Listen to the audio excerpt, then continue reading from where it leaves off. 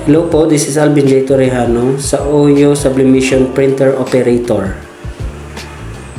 Ito po tayo sa Smart 5-feet Printer Sublimation Machine. Makikita yung printer head niya. Ito nga po pala yung copy.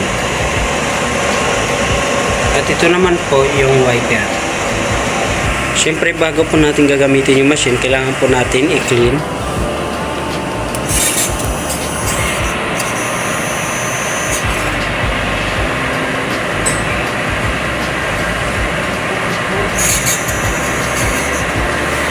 Antayin lang po natin hanggang sa matapos yung cleaning.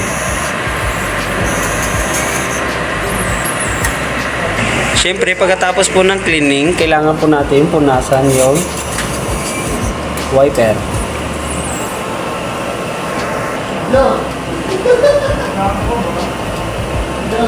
Sama na rin po yung copy.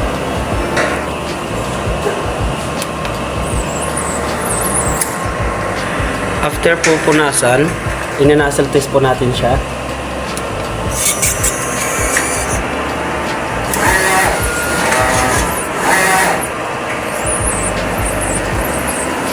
Kikita niyo po, okay naman po siya. Kailangan po buo yung nozzle bago tayo magsimula mag-print. Ito nga po pala yung ink tank niya. Yung ink level po, nasa tama lang. Ito nga po pala yung ABR. At dito po makikita yung ink waste tank.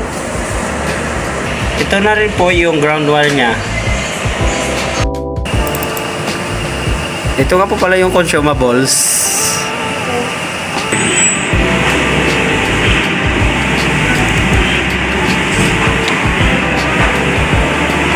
At ito na rin po yung daily output namin. At ito na rin po yung inventory namin.